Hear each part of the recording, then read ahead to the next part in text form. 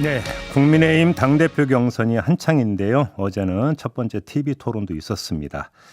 자, 관련해서 오늘 후보 한 분을 만나보겠습니다. 바로 김기현 후보인데요. 전화로 만나보겠습니다. 나와 계시죠? 네, 반갑습니다. 안녕하세요. 네, 요즘 엄청 바쁘시죠? 예. 좀 피곤하지 않으세요, 후보님? 뭐 괜찮습니다만 좀 힘들긴 힘드네요. 체력이 중요하죠, 선거님. 여론조사를 보면은 여러 여론조사에서 우리 후보께서 지금 선두로 지금 나오는 것 같은데 이제 분위기 잡혔다 이렇게 판단하세요?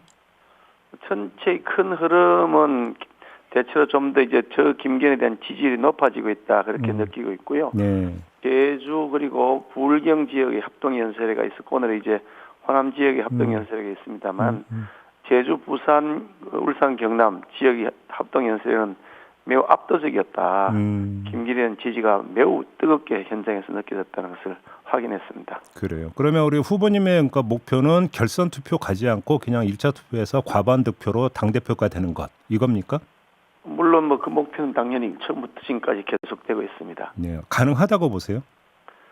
가능할 수 있을 거라고 보는데요. 오늘 또 뭐 여론조사 아침에 네. 보도된 걸 보니까 뭐 저희 우리 당 지지층을 상대로 했다고 하는데 44대 29 이렇게 나왔다는 것 같거든요. 네. 2등이 29고 제가 1등 44라고 하는데 아마도 결국 이제 사표 방지 심리도 있을 것이고 하기 때문에 가능할 수 있을 것이다 하는 그런 기대를 가지고 있습니다. 알겠습니다. 지금 후보님께서 여론조사 수치를 말씀해 주셨기 때문에 참고로 그러니까 그 구체적인 여론조사 내역은 중앙선거 여론조사 심의위원회 홈페이지를 참고하시면 된다는 말씀을 좀 전하겠고요. 그 후보께서 나경원 전 의원하고 연대를 구축한 데 이어서 이번에는 조경태 의원과 또 연대를 그러니까 공식화했는데 한쪽에서는 비전을 제시해야지 왜 자꾸 연대에만 이렇게 이제 집중하느냐 이런 식으로 또 비판을 하던데 어떻게 받아들이십니까? 그 부분은 제가 제시한 비전이 뭔지 공부를 안 하신 것 같아요. 공부 안 하는 학생이 왜 시험 문제 어렵냐고 얘기하는 건 똑같은 거죠. 공부를 하면 제가 무슨 비전을 제시했는지 다 나와 있거든요. 좀 말씀 좀 해주세요. 여기서 이 자리에서. 지금 우리가 안정성의 개혁을 해나가겠다. 민생 챙기는 걸 가장 잘 해야 된다.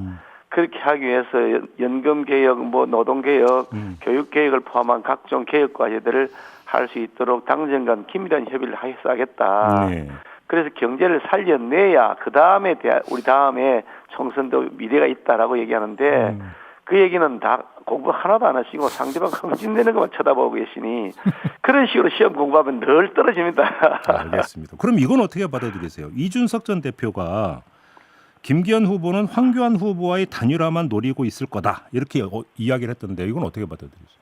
뭐 상상 속에서 온갖 공상물을 다 펼치는 것 같은데요. 윤석 대표가 뭐 그러지 말고 후보로 나오시 이걸 뭐 뒤에 숨어가지고 그렇게 조정하시는지 모르겠는데요. 나올 징계가 돼버렸으니까. 자신이 지지하는 후보들을 업고 다니고 있잖아요. 기대는 게 아니고 아예 업고 다니고 있더만요. 아니 그런 아바타들 내놓고 뭘 하겠다는 건지 모르겠는데 정의하고 싶으면 내가 후보라고 나서서 하시죠. 그 뒤에서 그렇게 궁시렁궁시렁게 하세요. 참. 그 말씀 그러니까 하신 김에 이준석 대표 이런 행보를 어떻게 평가하세요? 이거 정치하고 싶으면 하고 싶다고 당당하게 나서야지 아바타 내세워놓고 그렇게 하지 마시라고 말씀드리고 싶네요. 그래요? 자기 얘기하면 되지 왜 남 얘기를 자꾸 하세요? 참. 이준석 전 대표가 또 이런 말도 했어요. 내년 총선에는 당연히 출마한다 이런 말도 했는데요. 이건 어떻게 평가하세요?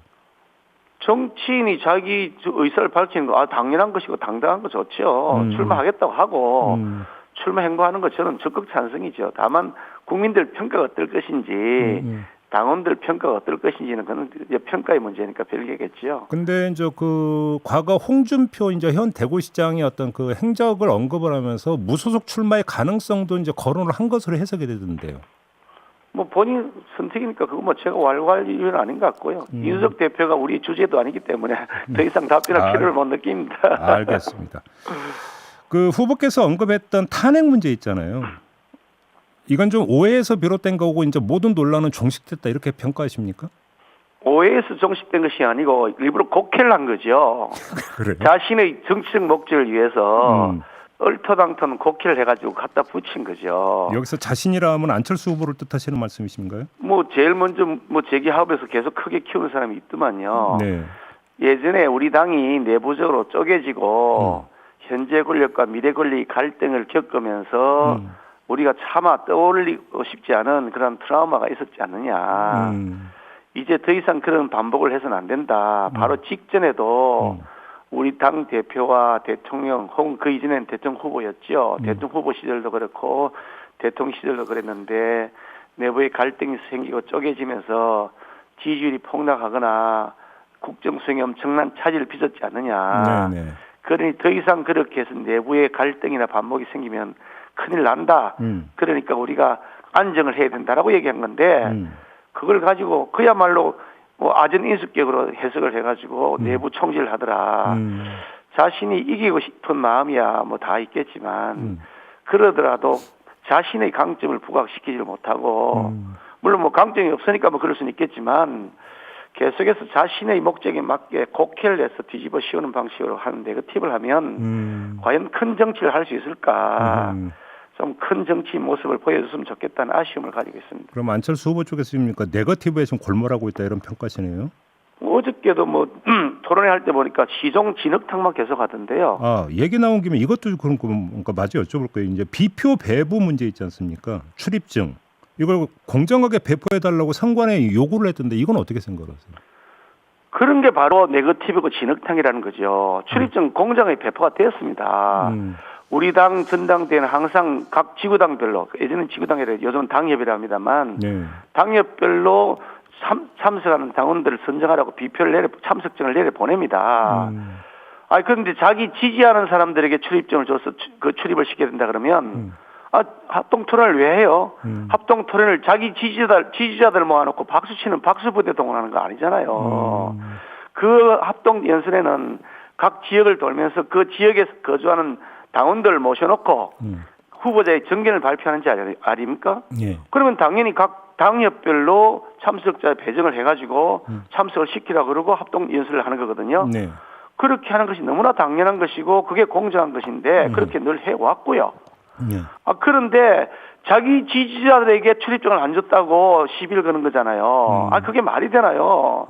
그래서 계속해서 네거티브만 한다.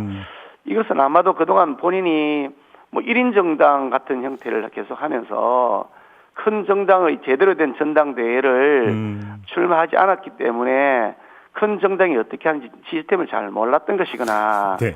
아니면 뻔히 알면서도 자꾸 해서 험진내기를 하는 방식 외에는 자기가 이길 수 있는 방법이 없다고 생각했던 것 아닌가 싶은데 이런 식으로 계속해서 진흙탕을 하시면 네. 과연 지도자의 자격이 있을까 하는 생각을 하지 않을 수가 없고요. 예. 그러니까 이 지금까지 계속 나왔던 선거마다 계속 졌다. 왜 졌는지 알겠다. 그런 생각이 들었습니다. 그래요. 안철수 후보 얘기 나왔으니까 하나만 더 여쭐게요. 지금 후보님께서 대권 주자는 당 대표를 맡으면 안 된다는 취지의 말씀을 이미 하신 바가 있잖아요. 오래전부터 했죠. 그것 때문인지 어제 토론에서 안철수 후보가 어떤 말을 했냐면 총선에서 승리하면 대표직을 사퇴하겠다고 했거든요. 이건 어떻게 평가하세요? 목적을 다 달성하니까 사퇴하는데도 아무 지장이 없죠. 어떤 목적입니까? 그게? 왜냐하면 이번 당 대표가 되겠다고 하는 사람이 대권 욕심을 가지고 있으면 그러면 공천 과정에서 내 사람을 다 심을 것이다.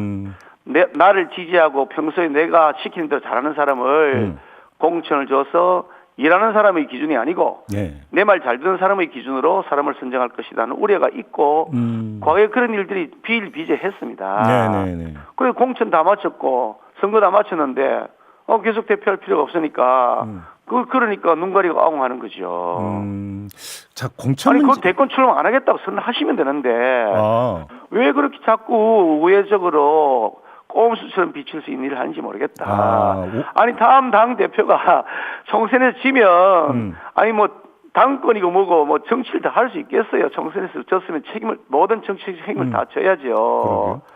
그런데 뭐 그걸 가지고서 자신의 거치나 자신의 지역을 가지고 계속하는 그런 그 선거 캠페인을 벌이고 있는데 지금 내년 총선은 안철수 후보가 총선의 그 주인공이 아니고 윤석열 대통령이 일 잘했느냐 못했느냐 그게 주제가 되는 것이고 그게 주인공이 되는 겁니다. 알겠습니다. 그러면 지금 말씀을 정리하면 당대표가 되고 싶으면 대권 포기 선언부터 해라 이런 말씀이신 거죠? 그 얘기는 벌써부터 했습니다. 알겠습니다. 아직도 답변이 없을 뿐인 거죠. 근데 공천 이야기 나왔으니까 지금 후보마다 이제 그 총선 공천 얘기를 계속하고 있는데요. 지금 만약에 후보님이 대표가 되면 공천은 어떻게 하실 생각이세요? 여러 번 말씀드렸는데 또 앵무새처럼 말씀드리게 하네요. 공부를 좀 하라 그러잖아요. 제가 여러 차례 말씀드렸지 않습니까? 예. 상향식 공천을 기본으로 한다. 아주 엄격한 원칙으로 하겠다. 주민들께서 가장 좋아하고 지지하시는 분, 당선 가능성 높은 분을 하겠다. 실력 있는 사람을 모신다. 그 내용이 우리 당헌 당규에 명시되어 있으니 그 당헌 당규의 규정을 철저하게 따르겠다. 그 원칙을 제가 말씀드렸지 않습니까? 관련해서 잠깐 이제 그 윤석열 대통령의 명예 대표직 이야기가 나온 바가 있잖아요. 근데 이 이야기가 나온 배경으로 결국은 윤석열 대통령이 공천권을 직접 행사하기 위해서 포석을 까는 거 아니냐는 해석이 당 일각에서 나오더라고요. 이거 완전 억측입니까? 저도 일부 언론 기사를 보고서 네. 뭐 좀 처음 그 소식을 들었습니다만은 사전에 의논된 바도 없고 그 사후로도 의논된 바가 없고요. 네. 우리 당은 당헌상으로는 거의 가능합니다. 명예직을 받도록 가능할 수 돼 있는데 네.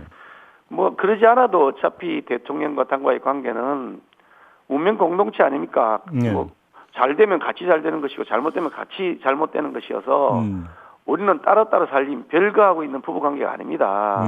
건강한 부부 관계가 돼야 되는 그런 관계고요. 그러니까 당연히 서로 간에 치열하게 의논하고 협의하게 돼 있고 우리 당헌에도 대통령도 당과 당도 대통령과 적극적으로 협의하도록 되어 있습니다. 그러니까 그 협의하는 거는 너무나 당연한 것이고 또 그렇게 해야 되는 것이 맞고 그 협의는 매우 긴밀해야 되고 허심탄회해야 되고요. 그런 것인데 어떤 분은 또 그걸 가지고서 뭐 당무 개입한다 이렇게 얘기하던데 그것도 황당한 얘기입니다. 아니 대통령이 우리 당의 당원이고 1호 당원이고 당의 운영에 직접 협의하도록 당헌에 명시되어 있는데 그 당헌에 따라서 협의하는 것을 당무 개입이라 하는 사람들이야말로 이상한 사람들이다. 그런 생각을 하고 있거든요. 그렇기 때문에 불필요한 논쟁을 할 필요가 없다. 그런 생각을 하는 겁니다. 그러니까 후보님 제가 한번 대놓고 한번 이런 질문을 드려볼게요. 그러니까 당 일각에서는 어떤 걸 우려하고 있냐면 윤석열 대통령이 어떤 식으로든지 간에 공천에 그러니까 개입을 할 소지가 있는 거 아니냐 이 점을 우려하던데 이거는 완전히 기우인 겁니까? 어저께 토론하면서도 그 질문을 어떤 후보가 하시게 제가 말씀드렸는데 네. 윤석열 대통령께서 가지고 있는 생각이나 국정 운영의 여러 가지 방법들을 보면 굉장히 합리적이고 소통과 공감을 잘 하시는 분이세요. 예. 가지고 있는 소신도 명확하고요. 그러니까 방금 말씀하신 것처럼 그런 혹시 국민들 보기에 이상한 모습은 절대로 안 날 것이다. 다만 우리 당은 모든 구성원들의 의견을 다 수렴해서 가되 예. 누구보다 대통령이 가지고 있는 역할과 책임은 가장 크지 않습니까? 예. 그 의견을 잘 조율해가면서 우리 정치적 여러 가지 노선들과 방향을 설정해야 된다.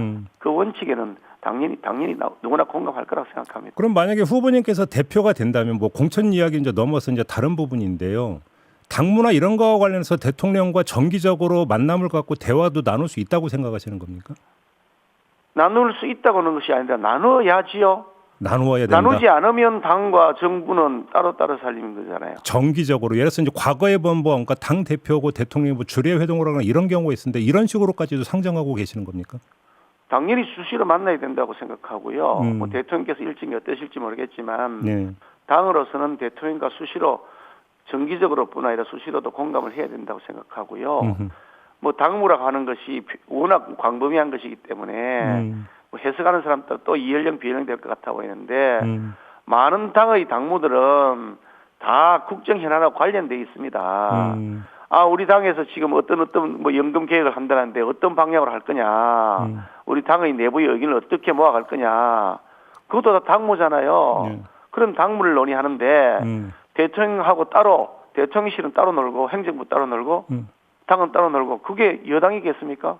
논의하는 것이 당연하고 논의 안 하는 것이 이상한 거죠. 그러니까 이제 제가 드린 질문의 취지는 고위 당정청 회의나 이런 어떤 기존 채널 말고 대통령과 당대표 간에 1대1 어떤 만남을 지금 질문 드린 건데 그런 게 필요하다는 말씀이신 거죠? 필요하다면 해야 되지 않겠습니까? 알겠습니다. 마지막으로 이거 지금 현안이 하나 있어 여쭤보는데요. 태영호 지금 최고위원 후보 있지 않습니까?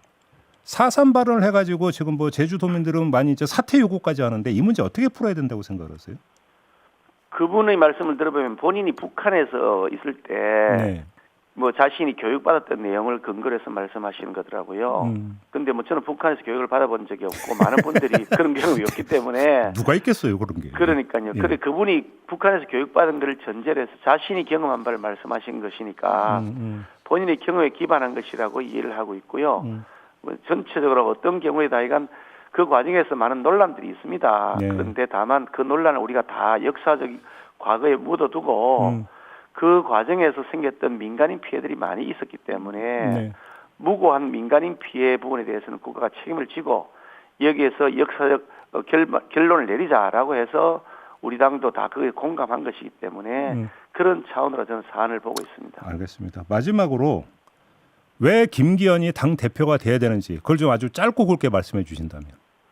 우리 당을 더 이상 혼란스럽게 하지 않고 안정화시킬 수 있는 사람, 정통 보수의 뿌리를 지키면서도 네. 또 대통령과 사이에서 충분한 교감을 할 수 있는 그런 신뢰성 있는 후보 역시 김기현이다. 거기에 더해서 각종 민생 현안 과제 개혁 과제들을 제대로 완수할 수 있는 사람 그런 리더십을 갖추고 있고 전국 단위의 선거 그러니까 대통령 선거, 전국 지방 선거 이것을 진두지휘하면서 2전 2승을 한 김기현 역시 뭐 내년 총선을 이길 수 있는 리더십으로서는 가장 안성맞춤이다 그렇게 말씀드리고 싶습니다. 알겠습니다. 자 말씀 여기까지 들을게요. 고맙습니다 후보님. 수고하셨습니다. 네 지금까지 김기현 국민의힘 당 대표 후보였습니다.